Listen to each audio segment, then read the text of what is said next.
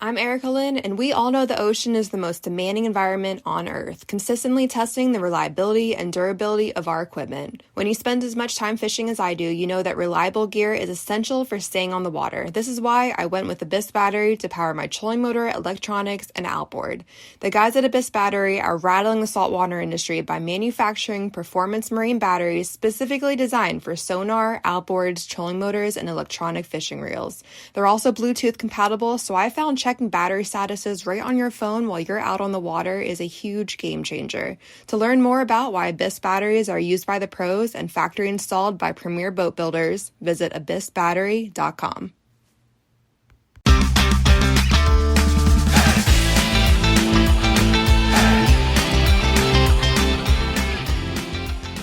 Hello and welcome to the Publicly Challenged Podcast. I'm your host, Luke Oswald, and I hope you join me on my quest for knowledge to become a better public land hunter, angler, and forager. Stick with this and who knows, maybe we will learn something together.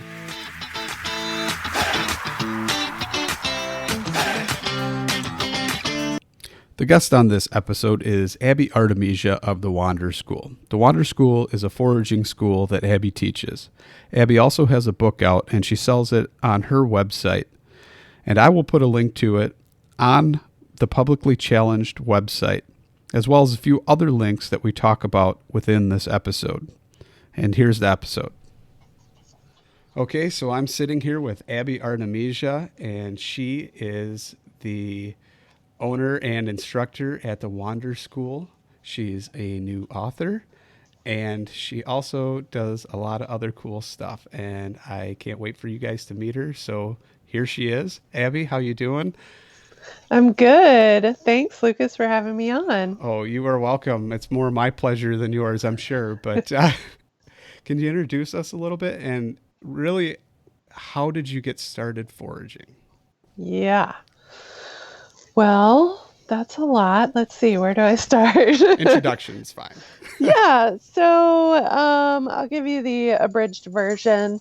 I am originally from Ohio, where I actually am right in this moment. And that is where I started foraging, but now I'm in rural North Carolina, Western North Carolina, in the Blue Ridge Mountains. And I honestly, what I tell everybody and what I tell people is the best way to get started is that I just ran around outside a lot.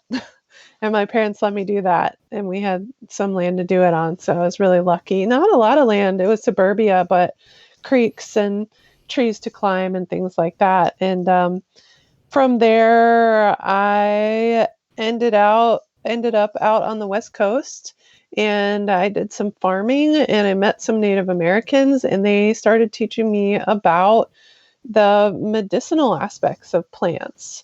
And so I started learning about that and moved back to Ohio. And there wasn't really anybody teaching what I was doing. So I was lucky enough to meet an herbalist at a farmer's market. And I had my daughter. She was really tiny, and I started a tea business. And so I was working with herbs, and I wanted to, in that process, learn more about plants. But I wasn't really learning much about plants because I was ordering large quantities of herbs, and they were coming from all over the world in packages. And so I met an herbalist, and I started apprenticing with her, and I still do some distance learning with her. Her name is Leslie Williams. She's really awesome. And then I herniated a disc in my back pretty badly. And so one of the ways that I healed from that was just by going out in the woods and taking my books with me. And so taking field guides with me and just teaching myself. Because as I said, there was nobody teaching this stuff in Ohio at that point in time. And that's why it's so important to me to teach this so that people don't have to learn it themselves, because it's a lot harder that way. So eventually I decided to go back to school, and I went to Miami University here in Ohio for botany, and I got a botany degree, and field botany was my first class, and it was amazing. And I knew I had found my home. But still, nobody was teaching what to do with those plants once you figured out what they were. So the school was a really great foundation for identifying the plants, but it didn't teach me what to do with them. So I am a lot self-taught in that way. So that's pretty cool that you did all that just to learn more about the plants that you were using. So when you did that, what was your first item that you actually decided, you know what, I'm going to pick this item and I'm going to eat it? I'm going to forage it. Well, I have to say that foraging probably began when I was a kid because what most people don't realize is like when we go and we pick a blackberry, on the edge of our yard, or you get a honeysuckle flower and you pull the center part out and you suck the nectar off, that's actually foraging. So most of us have already foraged and we don't realize it. Or picking clover on the playground and eating it and Exactly. knowing that it Yeah. tastes like lemon, even though it's really not clover. But Right. Yeah. and it's those things that and reading books and things like that, you hear other foragers discuss that, and it's like as we become adults though, there's fear instilled within you, it seems like. And even me, yeah, I'll do some things and I'll try some things, but it's like there's still that fear of the unknown. And without somebody guiding me or holding your hand per se and taking you Mhm. out in the woods and saying, okay, this is it. This is identifying features. Yes, this is the picture, but this is what it really looks like in this time of season or this, part of the year. And I Yep. find that's what holds me back the most. Is there something that, I mean, obviously you probably teach your students that and things like that, but is there other books or something that you found that really help you with different stages of the plant and things like that? I feel like that is the hard part with learning from books. You have to have a wide array of them. So I always recommend to people to have at least 3 books to be able to cross reference. And if there are regional books, and so that's really helpful. Um, and so I would say find one for your region that is a field guide that has really great pictures. That is super helpful. Some books don't have any pictures, and that's fine if you're more advanced, but getting started, you really want some good ones. So, like for this region, my favorite book is Wildflowers of Tennessee, the Ohio Valley, and I think it's Appalachia or Southern Appalachians. That one's really good. There's Wildflowers of the Field and Forest, which is a really good one. But then again, it's like they just focus on how do you identify those plants and not what do you do with them once you've identified them. So once I know what they are, then I'll go to a book like the Peterson's guides, which are really great. And they have different books for edible and medicinals. So you might want to get one of each unless you're more interested in one of those, and make sure that you get the one for your region, which is nice that they are regionally specific. I believe I ordered, I think it's a Peterson's, and it's not actually that big of a book. It's almost like a pocket manual. And I bought Hmm. that, oh my gosh, I bet you it was 10 years ago. Uh, Yeah. maybe even longer than that. And I kind of looked at it, and it wasn't to me the most precise pictures. I don't know if it was. Right. They were almost cartoony in their renditions, and it was one of Yep. those things. I was like, man, I can't go off of this alone. So I kind of Exactly. put it aside, and Yeah. then now is really when I've started picking up. And then I've been told that I kind of went the hard route by trying to do mushrooms and identify those first. I don't know if that's a correct statement or not, but because Yeah. greens. I mean, I feel like it's kind of like I know some folks like, so I knit and I crochet a little bit. It's like the same thing as that. I feel like it's whichever one you start with, you gravitate toward more. So I have met not as many people, but some people who started with mushrooms, and it's like so interesting because for them, mushrooms are easier than plants. For me, plants are easier than mushrooms. Yeah. So yeah, I think it just depends on what you start with and what you connect with more. But I love both of them personally, and I forage both, but way more plants than mushrooms. Are most of those plants medicinal at this point, or is it a mixed array of both for edibles and medicinal? Yeah, I would say it's mixed.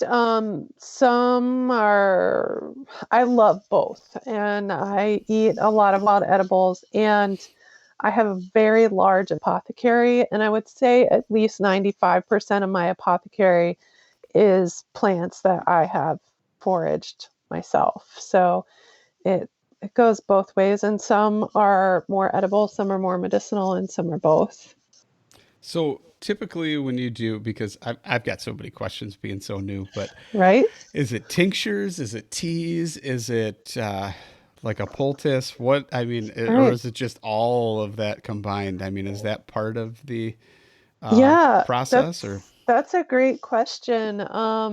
It's all of that, and of course, it depends on like whether you have fresh or dried material. So I will try to dry plants as much as I can to keep them in my apothecary so I have them ready at all times of the year because some are just very specific as to where they will grow. So it's like if I'm up on the top of the mountain and I see some hawthorn, I'm going to take that home and I'm going to dry some and then I'm probably also going to tincture some. But some plants don't dry very well. So, like a couple I can think of off the top of my head are chickweed and cleavers, which are very common yard weeds, but they have a very high water content. So, if you were to dry them, it'd be like trying to dry grass. You'd be left with this like wilted nothing. so what do you So, tend to do to preserve that then? yeah. So for those kind of plants, I would most of the time tincture them, but I also do add them to salves. And so I teach DIY herbal medicine making. I think it's really important to make it as simple as possible, especially if you're just getting started. And so I know we're going to talk about my book, Yep. but If you want, we can. This is a perfect segue into there it. you So let's go. talk about it. Yeah, so my book is the Herbal Handbook for Homesteaders. Came out about a year ago, and it is all about DIY herbal medicine making. And so it has a whole lot of formulas in there from teas to tinctures to salves and bug spray, and then herbs as food and different foods that you can make, like fire cider, which is an immune tonic, and I know we're going to talk about elderberry syrup and wild salads, pesto, things like that. So there are a lot of ways to work with the plants and to preserve them for sure. But yeah, it really just depends on, I think it depends on how long you've been doing it and how much because when you're first starting out, like the easiest thing to do is just dry it or just cover your herbs in alcohol and make a super simple tincture. Um, but yeah, I'm all about making it as simple as possible. Right.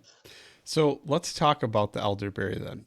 Yes. I know that that's your favorite because I've heard on your podcast. And if people don't know, tell them your podcast name so they can go and listen. Oh, thanks. Yeah, it's Wander, Forage, and Wildcraft. It's on pretty much all of the different platforms, and it's really fun. And I interview other foragers and wildcrafters all over the world and talk to them about the same things, like how they forage, what they do with that kind of thing.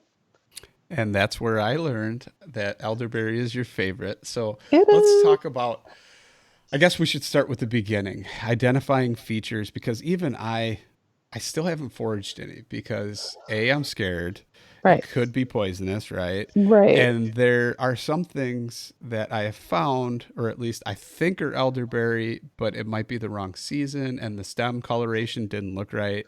Like there was Yeah. purplish color stems and I that doesn't really identify right. So, Yeah. Gotcha.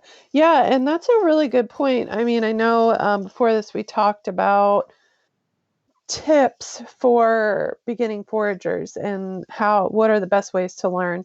And so you can learn the way that I did, but it's really the hard way. That's what I'm going to say. okay. Being self taught, it's really hard.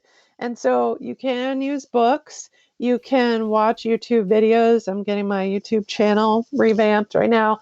But honestly, like the best way is to learn from a person because it's a lot harder to confuse things if you see it in real time, in real life. Right. So that's what I would recommend. Find somebody near you if you at all possibly can. There is eattheweeds.com that people can go to, and there's foragers listed on there in all kinds of different areas. But yeah, I mean, Facebook is awesome. You can just check there and find people leading plant walks in various areas. But yeah, to get back to your question, elderberries, so they're a shrub, usually a larger shrub, depends on where they're growing, but they always like to grow near water. So that's an important thing. You'll always find them on a creek or stream or river bank or just somewhere that's really wet. Um, they're kind of like lanky, like they remind me kind of like of bush honeysuckle. So some of us are very familiar with that one. So its growth habit, how it shoots up a cluster of stems and they're pretty narrow. They break easily and I call them warty. So they have little bumps Okay. on them. And that's a good identifying factor. Their branches bend over at the top and they have clusters of berries. And that's called an umbel. And so I like to think about that like an umbrella. It's kind of like what you would visualize an inside out umbrella looking like. And so this cluster of berries hanging down, and it's like a flat top cluster, and they're purple to almost black, and they're very tiny usually. So very, very small, about the size of honeysuckle berries. And yeah, that dark purple color, and there's a lot of them. They have white flowers, which the flowers are also medicinal and edible. So they make that liqueur out of them in Europe called Saint Germain, but they're also a great medicine for fevers and they're antiviral. So you can collect the flowers, and that's actually a good way to find them. The first time I ever saw elderberries, I was working on a farm and I was taking a tour of the farm the first time I was there and just happened to see out of the corner of my eye this huge, huge area of just like straight white. And it was like a quarter acre of elderberries and they were all flowering. So in the spring, like depending on where you are, but mid spring or so, start looking out for shrubs with lots of tiny white flowers. And if you've ever seen yarrow flowers, they look very similar to that. Um, and then you can harvest the flowers, but you have to do it very carefully because the flowers, the ovary of the flower turns into the fruit. So we don't want to remove that ovary. But if you kind of gently comb them with your fingers or like even a wide tooth comb, you can get the petals without getting the ovaries, and then you'll still get fruit. So, what color would the actual cluster of stems be? Because I found something and it truly looked like it with the clusters, the umbels and everything on Mm-hmm. it, but they looked like they were aligned in a straight line almost, and I couldn't figure out what it was. And I'm thinking because the Interesting. stems are not the same color as the fruit, right? They can be kind of like reddish to purple color.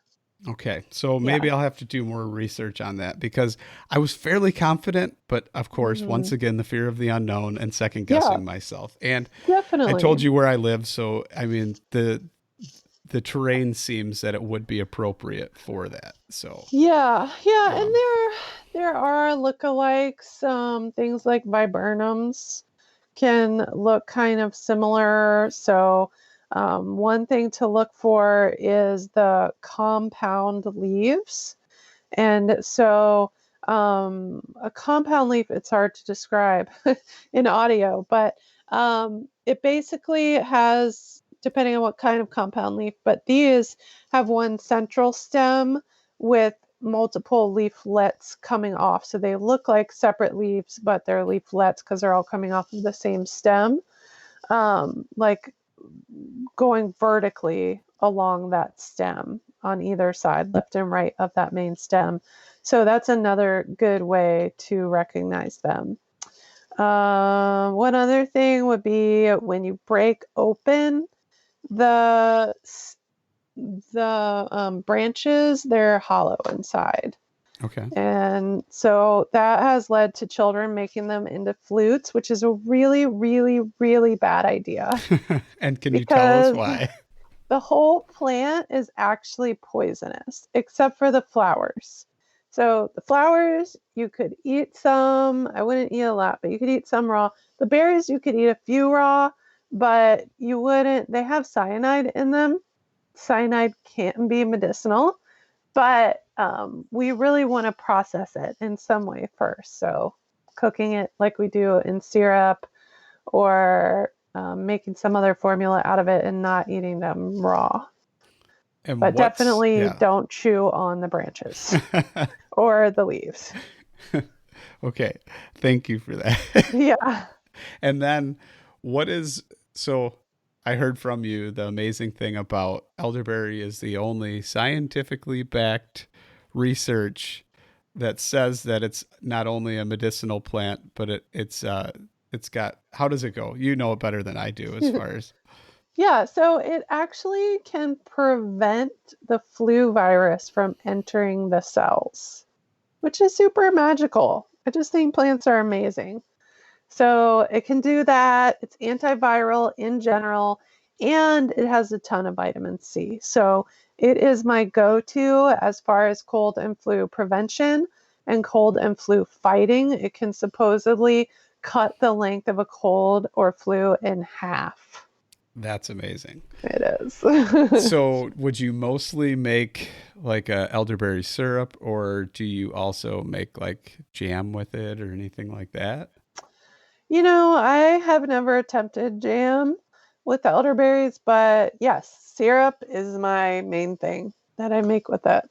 And I make lots and lots and lots of That's cool. it. Yes. Yep. I make it. You can buy it on my website, as a matter of fact. That's also good to know. Anybody listening that wants that, we can go to the Wander School website, right? Yep. Wanderschool.com. Okay. Now, I got a question for you. My property is riddled with black walnut trees. Uh huh. Nice. Lucky Now, you. I normally chop them up. I hate to admit this Mm-hmm. because somebody could get mad at me, but I chop them up with the mower because there's Yeah. just so many of them. I just run them Yeah. over. Yeah. What should I be doing with them?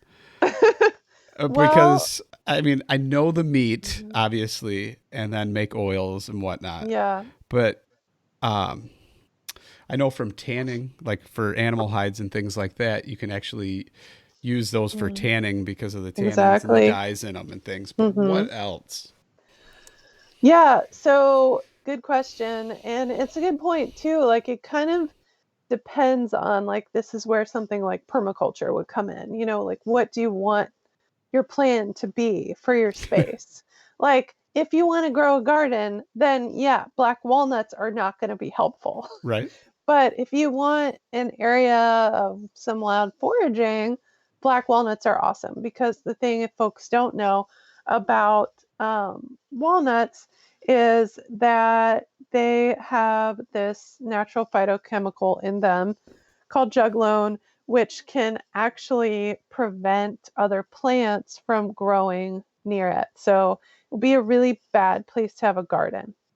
However, native plants are adapted to other native plants. So that's really cool. You could have your multi-level wild area there and have lots of foraging. So, like black walnut would be a canopy species, and you could have your spice bush growing underneath it, and you could harvest spice bush, and it'd be like totally fine with those black walnuts. I see them growing all the time. So that's something to think about. But yeah, black walnuts super valuable for the nuts, of course. And I would really recommend if you're going to eat the nuts to get a special cracker Yes. made just for black walnuts. It will make your life a lot easier. But yeah, also as a dye, those tannins for tanning, that's where that word came from. But also they're medicinal. And it could go one of two ways. So some people make a liqueur out of it called nocino, and some people, like myself, make medicine out of it. And so you can do that in two different ways. The green, when they're still green, the husk, that is when they're the most medicinal. So you want to try and catch them at that time, and you can grate them with like a cheese grater and grate that green part off. Um, be aware your fingers and everything they touch will also be temporarily tanned. So you might want to wear gloves. I figured out from one of my students a few years ago, though, that there's an easier way to do it. And that is you watch for blowdown after a storm. And so when the nuts fall on the ground and they're immature and they don't have developed nuts in there yet, they're really small, you can just cut them in half with a knife and you don't have to grate them. And then you just throw them in a jar, put some alcohol over the top of them, and let them sit. And you have a black walnut hull tincture. And so that is really strong medicine. So you want to use it cautiously and do your research. It is in my book, but it is a little plug.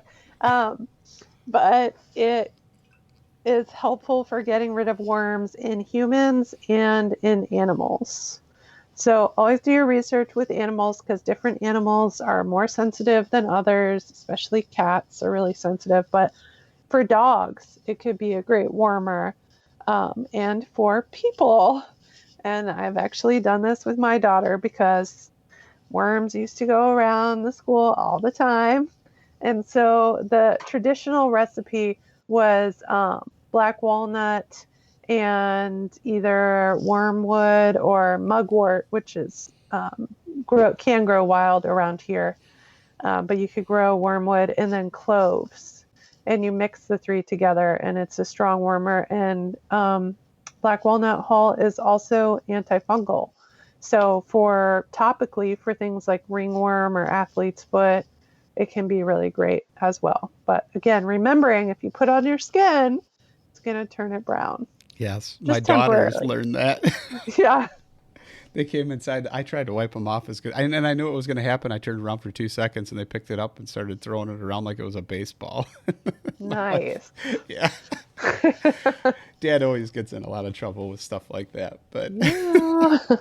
but Yeah, I have a recipe on my website, and I'm coming out with a forage digital cookbook very, very soon. That will be for sale on my website, but it's also on my Patreon site. So patreon.com/the Wander School. And I have a recipe in there for foraged chocolate banana bread with wild nuts. foraged chocolate. How do you forage the actual chocolate? Well, you don't forage the Okay. chocolate, just the nuts, not the bananas either. But you know, Or you you gotta. could substitute bananas with the pawpaws, possibly, right? Oh my God, that would be fantastic. Yes, Yeah. pawpaw is probably like my second favorite foraged food. So Yes. So I've got a question. I don't know if you have the answer to that, but there's Yes. a tree that could one day be extinct because there isn't certain animals to digest and process the seeds Ah, properly. yes. Do you know what that is by me saying that? I do. Some And people grind it and make coffee out of it. okay, Kentucky coffee tree? Yeah. Is That that okay. true? I have heard that is true. I have, yeah.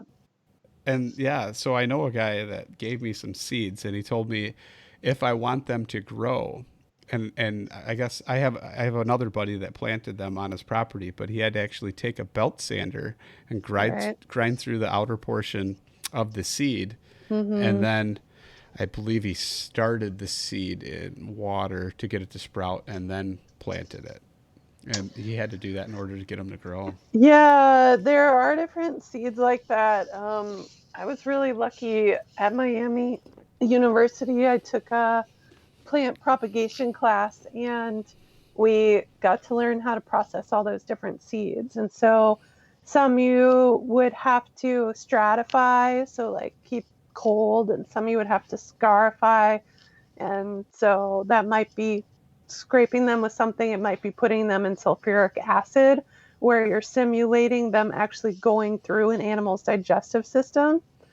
So it is really cool to think about that. But yeah, there are definitely um, some some plants like that, and I think I did hear that plants like honey locust have those huge thorns because they had different pests that would eat them that were large and are now extinct. So So, what made me think of that anyway? That kind of got sidetracked there, but yeah. what made me think of that was the pawpaw because the pawpaw you have to Hmm. stratify, and I know a guy Yeah. that grew some pawpaws in his yard, and that was a big thing, and that was the first pawpaw I ever ate was one that he brought Hmm. me, and he said he had a problem with the squirrels eating them all before he could get out there, so. Yep. But so he brought me those seeds and he told me I had to stratify them. And when we I don't know, somehow I said the pawpaw and it popped in my head about the seeds of the coffee bean. But Yeah. Yeah. I yeah, love pawpaws. And I'm going to give just a little plug because I think that your listeners would be interested. But if anybody wants to propagate pawpaws, my friend Doug Crouch, who I have on one of my episodes, just came out with a pawpaw propagation class that you can get on his website, which is Trio Permaculture. So I can send you a link if you want to put that in. But I just think it's like that and elderberries would probably be my top two choices to plant on my land. If I had to just pick two, I would choose those because so much food and medicine. And like that's the thing, like people are going crazy over elderberry syrup right now. It's like so insanely overpriced because people either don't know how to make it, don't know where to get elderberries, or don't want to take the time to do it. Which like I totally understand. Like we we don't have time to do everything, and make a living too. But you can grow elderberries. Like that's the thing. It's hard to find. It can be frustrating to find elderberries because they can be there one day and gone the next because like the birds just descend and they eat them all. But if you grow them yourself, you can grow a ton, especially if you have a wet area, or you could simulate that. And they really like acid, so you can put down some coffee grounds around them, or some pine needles. You can grow them yourself and you can put bird netting over them, and then you can harvest them all. so let's talk about that. That's a good point when you said harvesting all. Let's talk a little bit about sustainability and kind of Yeah. rules of thumb or um, I mean, obviously that depends on what it is, whether or not it's invasive, whether how it Hmm. grows. But that's something that a new forager definitely should know. Definitely. Yeah, I love that you asked that question because it's so important to me. I don't think that you can talk about foraging without talking about sustainability and ethics. And it definitely does. You're totally right. It definitely depends on what plant it is and what part of the plant it is. So, I'm sure, like being a mushroom hunter, that like that's the really cool thing about mushrooms. You can harvest as much as you want, and actually, most of the time, it's gonna help spread the mushrooms because you're spreading the spores. Yep. Unless it's chaga, which is a different story entirely That's because really, isn't the chaga? Actually, now I kind of regret my peach tree got canker, and mhm, I cut it down right away because, or well, actually, I ripped it out because I didn't want it to get to the rest of my stone fruit trees. yeah. And if I would have left it, it could have possibly developed into chaga, right? Or is that a reishi? No. Neither. Okay. No, no, that's a different kind of fungus. I'm not sure what kind of fungus that is that grows on peach trees. Um, but I don't know I'm curious if it's related to cherry rot fungus just because they're both in the same family, but that's getting crazy botanical. Right. Um, we won't go into that. But no, chaga grows on birch trees usually, and usually only at high altitudes. So 5,000 feet or so and above. Although my friend did find one in his yard in North Carolina that was like 3,000 feet. But that's really rare. So they grow, on birch trees, usually yellow birch where I am in North Carolina. They also grow in places like Michigan, I've heard a lot. Um, but yeah, they are not actually a mushroom. There's something called a sclerotia. Hopefully, I'm saying that right. And they take a really long time to grow. So, years. They take years to grow. And the reason why people love them so much is because they are the supposedly second highest antioxidant food in the world. So So, truly a superfood then, right? yes. In all the superfood craze these days, Yeah, truly a superfood. exactly. But they're being way, way over harvested because everybody wants them. And so I'm just going to tell y'all right now, like, please don't consume chaga every day. I I have seen people like putting them into tea bags and selling them that way, and I just think that it's too threatened for that. I think that it's one of those things that should be reserved for when we really need it. And so the other thing about chaga is that you can cook it and simmer it over and over and over again. And so what I did when I had a wood stove would be I would throw it into the wood stove, and you could do this in a crock pot too, but just keep it on the wood stove day after day and take some water out because it's a fungus. And so this is getting way off topic, but just so y'all know, if you want to make mushroom medicine, like you need to cook it for a long time. And so, um, yeah, I would just keep it on the wood stove, strain some out and drink it, and then put more water in. And you can do that like 5, 6 times at least. And you just need a little chunk. And that way you could drink it every day. But like just making tea once and just steeping it, like you're not going to really get much out of it unless it's been processed already. And then still like just making 1 cup of tea and throwing it out. Like that's wasteful in my opinion. So, yeah, but chaga is amazing.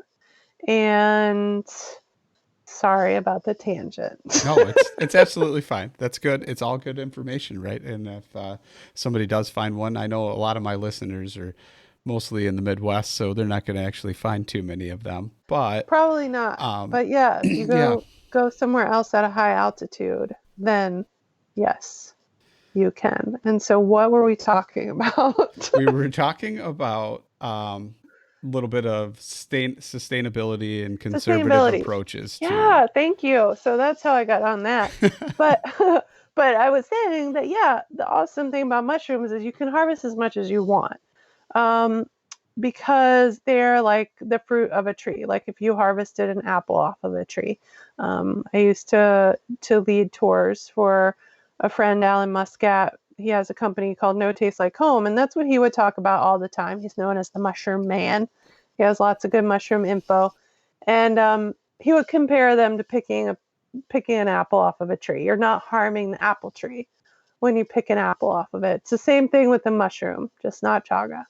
But um, yeah, so that's the thing, right? If we pick fruit, we're not going to be harming the tree, and oftentimes we can help spread the seeds too of that tree. And so like that's that's the thing. Like I have a tradition every year when I pick the first pawpaw, I eat it where I found it, and I throw the seeds on the ground so that they can regrow. Um, but if I were to harvest something like bark, I prefer to harvest twigs instead of bark because I feel like it's way more sustainable. You're opening up much less of the tree to disease or infection. It's just like pruning the tree. So you can do that, and you'll still be getting, if it's a small twig about the size, the width of your pinky or so, then you'll still be getting the good nutrient-rich part. So that's one thing I do.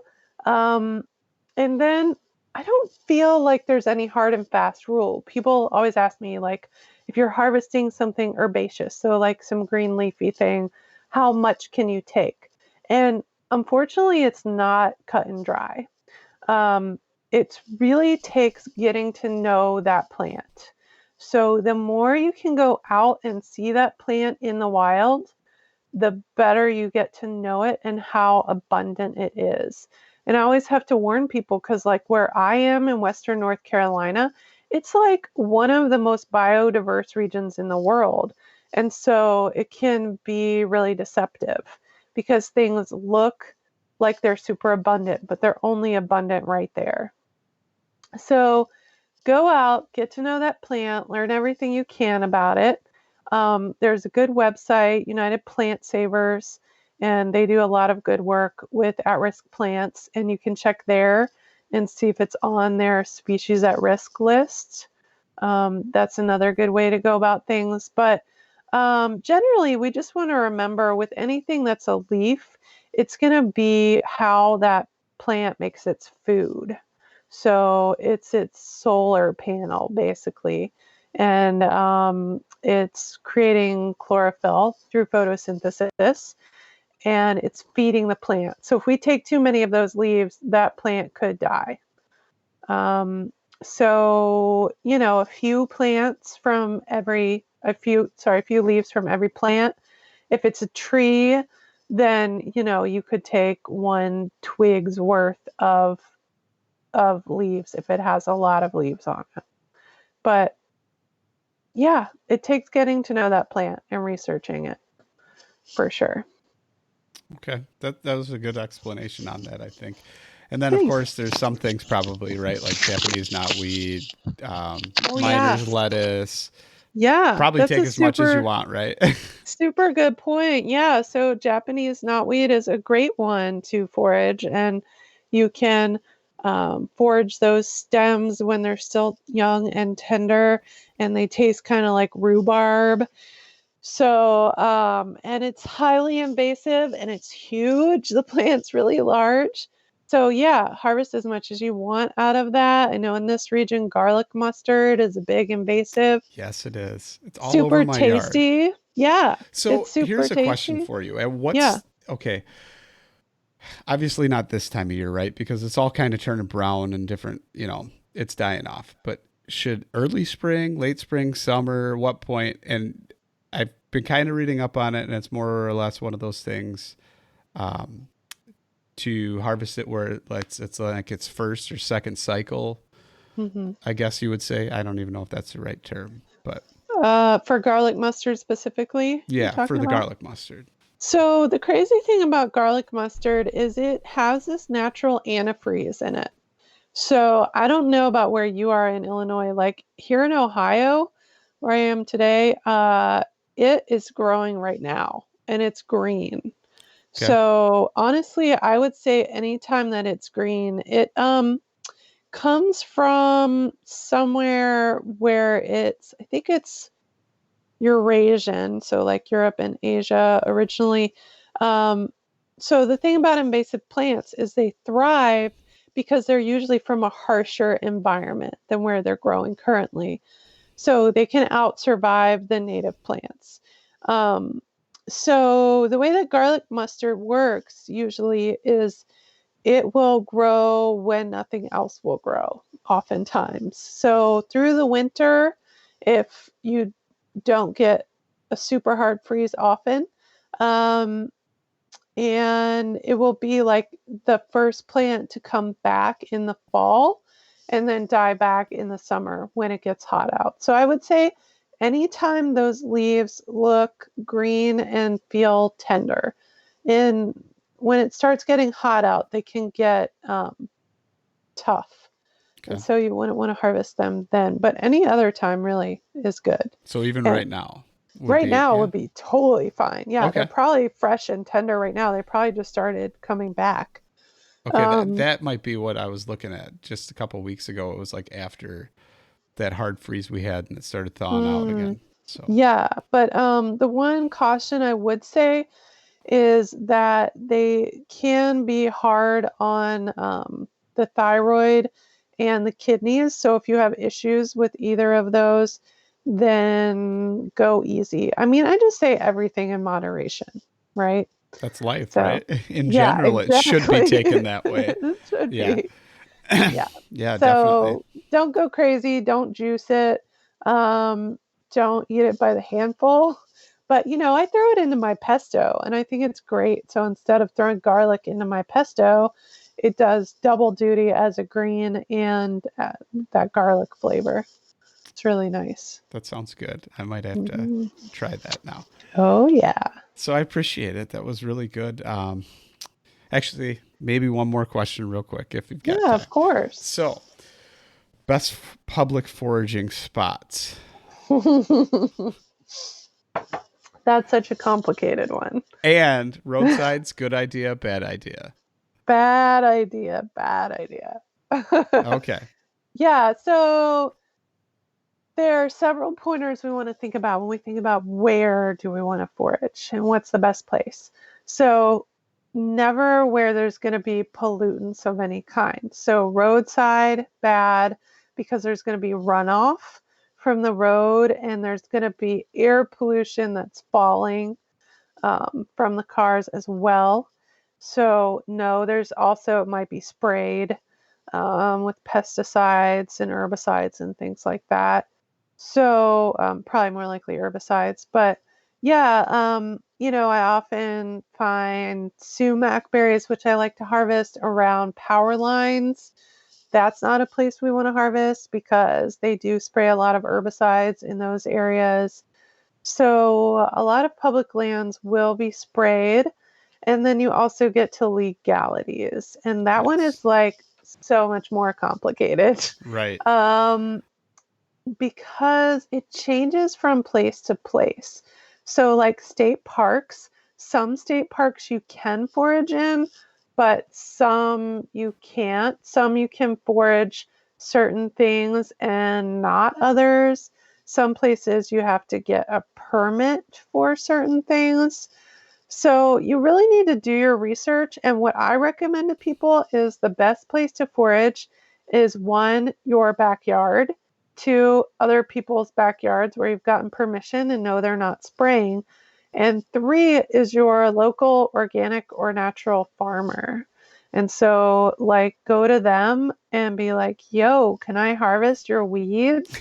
Be like, hey, you want to harvest my weeds for free? Heck yes. Because oftentimes, usually maybe as much as half of their land is not in production. It could be fallow or it could be woodland, and they'd be more than happy for you to come and harvest that. So I think private lands where you have permission is honestly your best bet. So I know farmers talk a lot about pigweed, how bad it is and everything. And that's actually edible, right? But then you get into the problem of they spray and try and eradicate it, right? So Right. now do you Yeah. really want to try and harvest anything? And then think about the fact that we actually put what they do spray into our bodies anyway. So, We do. It's true. yep. Yeah. I mean, that's the thing. You have to know what they're doing on their land. So again, organic or natural farmers. Yeah. And I would just say go to the farmers market, and find those people and just ask them. That's good It's a good advice. way to go. And honestly, like I this is going to be my third book. I'm just giving you a little preview, but I'm going to have some great stories. But like some of my best stories and best memories come from being bold enough to go talk to landowners and be like, hey, can I harvest this thing off your land? And doing a drive by. And so before we got on the air here, we were talking about, a picture you saw of mine on Instagram where I Hmm. found some roadside chicken of the woods mushrooms. And granted, they were not right on the side of the road, they were on the side of somebody's driveway. But it's like, that's a really cool thing. The more you do this, the more you start noticing those things. Your vision gets really honed in. And I just happened to see those as I was driving by, and they were on the side of a tree next to a mailbox. And I went to the owner, who I thought was the owner. I wasn't actually sure whose land it was on. And the guy said, oh, yeah, those people actually don't live here. They live like a few hours away. And I'm sure they would be more than happy for you to harvest those Right. mushrooms. And I've had some really great conversations with people that way, like people you never think that you would meet in daily life. So I highly encourage you to be brave and go talk to people. Because a Okay. lot of times people are not going to harvest that stuff and it's just going to go to waste. Right. So that's good. That's good. I like that. Yeah. Yeah, thank you. I appreciate it. And I think that's pretty much all the questions I have. I'm sure I'll probably be reaching out to you again for some advice here and there throughout. And Yeah. I would be um, happy to do that. yeah, so I appreciate it so much, and thank you for being on the show. You're welcome.